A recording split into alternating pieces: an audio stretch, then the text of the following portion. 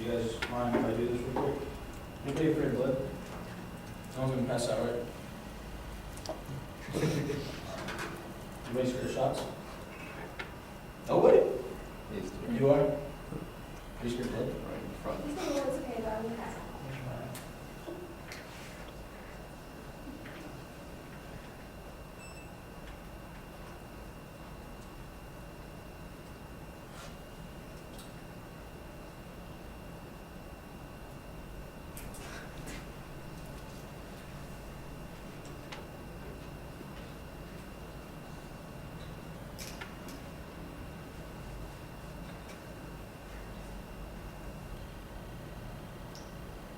Is okay?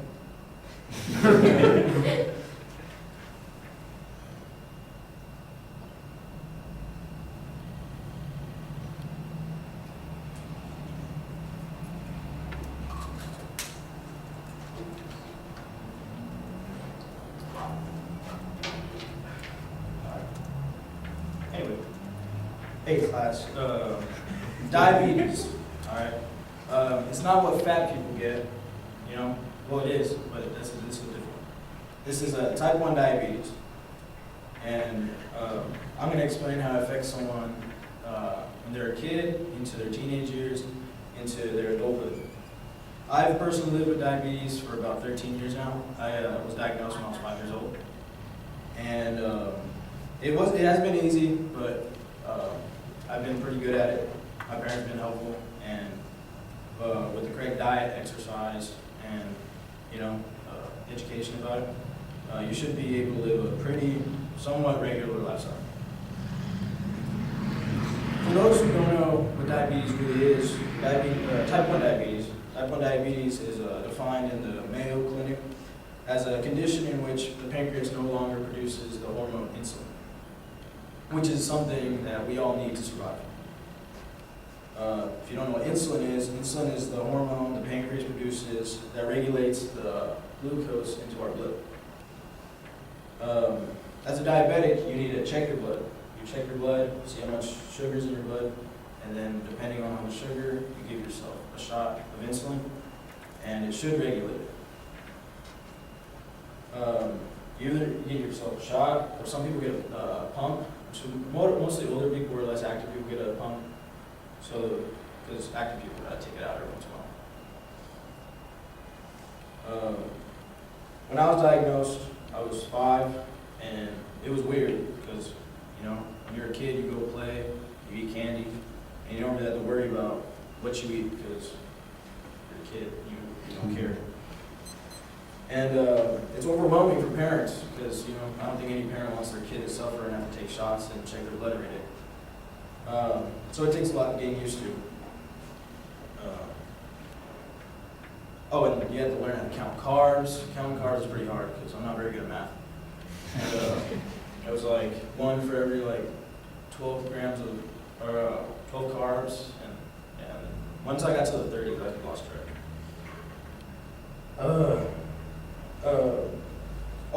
Being a kid, shots, I wasn't really liking shots at the beginning, but that hurt physically, but I got used to it. But growing up not being able to eat candy, that hurt emotionally. Because, I want to eat some candy. As a teenager, I grew up like a regular kid, just having to take shots every day. But it was kind of hard at the beginning. I always had high blood sugars, and my doctor would be like, "You need to be more careful." But he understood why, because your body's changing at that time, and it's not the same as it's up and down. So you need to be more careful, and you got to check your blood about 6 times a day. But after a while, I think when I was 16 is when I started being more in control, and that's when my blood sugar started going down, and I was doing really good about it. But other than that, other than the first few years of probably puberty, it's pretty easy. Into your adult years, your body is fully developed, and there's not much going on, not much changing. You might have stress that might affect your blood sugar, but it's not really very common. But you should be pretty good about taking care of your blood sugar as an adult, as a grown diabetes has its ups and downs, but with my family, they all bought in. Like, we all don't buy ice cream, all that soda. We had soda. My dad drank a lot of soda, but when I got diabetes, they stopped drinking soda. We ate better food, no more fried chicken, some grilled chicken, less meat, more chicken, less beef, more chicken, more vegetables. We already ate vegetables when I was young. And my parents were actually kind of overweight before, and then when I got diabetes, they slimmed down. Well, that's pretty cool to see. And my sisters were really fat. Not no more, they're fat. So I like to take credit for that because I got diabetes. They could have had it. They could have got type 2. Yeah, so living diabetes isn't super hard unless you make it super hard. And if you take care of yourself, it becomes moderately easy. And as long as you know the importance of counting carbs, taking your shots, and eating right, daily exercise, you can live a pretty healthy life.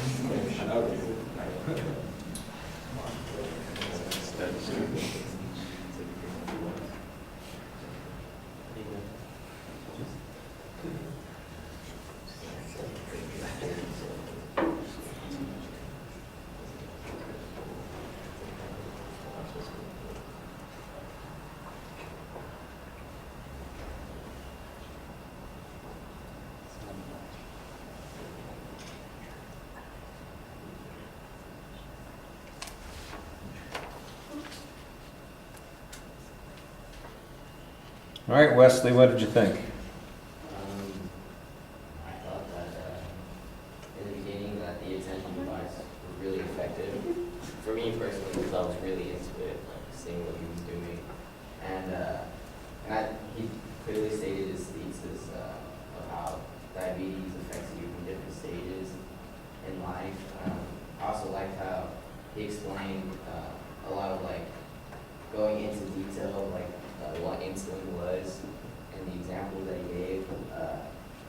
I also thought that it was good how he incorporated personal experience of like how the diabetes affected him, because it gave off he knew about the information that he was speaking about.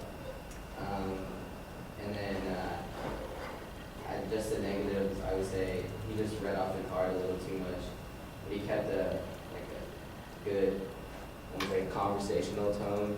It was like real smooth. It wasn't like a robot, like you were saying. And that's Okay.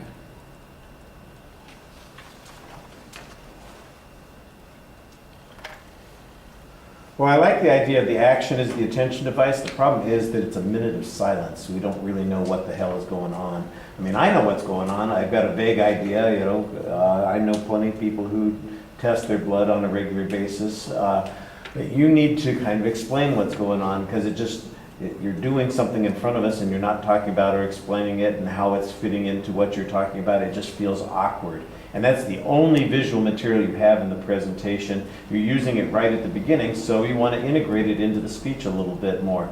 So what you might want to do is tell us, okay, so being a diabetic, I have to take my blood and test it several times a day to see what my blood sugar levels are like. At a particular level, if they're too low, I have to make an adjustment. If they're too high, I have to make a different kind of adjustment. But how do I know what the level is? Well, you do a test, and that test involves taking a blood sample. Here's a pen with a needle in it. You probably won't see much blood here, but I'm about to give myself a stick, which immediately, puts the blood into a sample. I didn't see you put it on a test strip, so I don't know if they use the test strips on that device or not. And then what you do is you put the blood on a test strip, and there's a computer here that measures it and shows you what the results are. We didn't get any of that. I mean, you just you're doing it, you know what's going on. I don't know what's going on. I mean, I've got a vague idea, but a lot of people are going to go, So I like the idea of the visual, but because of the, there's no explanation as you're going through it, I don't think it accomplishes what you want it to accomplish. And so that needs to be fixed. I know what your topic is. You've got a reasonably clear thesis statement. There's sort of a preview because you're going to be talking about the different stages in life, so I thought that that was okay. I do think that you could do a little bit more justifying this. I mean, you basically say, diabetes is not just something that fat people get, that's a different kind of diabetes, and that's about as much justification as there is. The truth of the matter is that there are millions of people every day who have either type 1 or type 2 diabetes.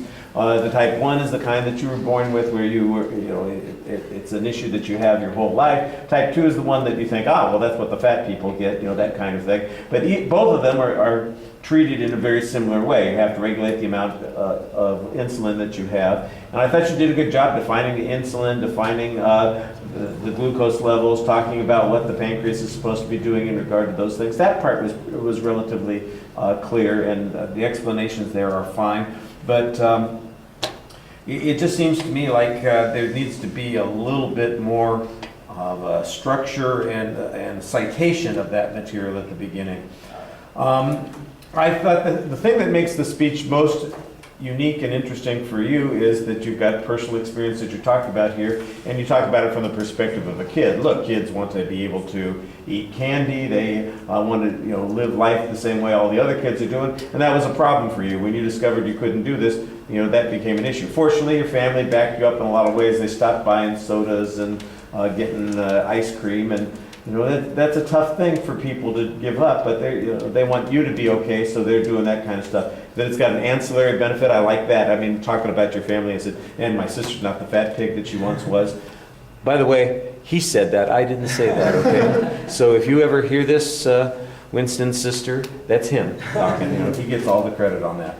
All right, so, you want to say, that's a little bit of humor in the speech, and that's the kind of stuff that makes the speech a little bit more interesting and personable. That's the reason that you want to have a speech instead of just, here's a brochure about diabetes. You're going to be talking to it. We're going to be able to relate to it. And so I think you've got some things in there that are going to do that, but they need to be developed and distributed a little bit more throughout the presentation.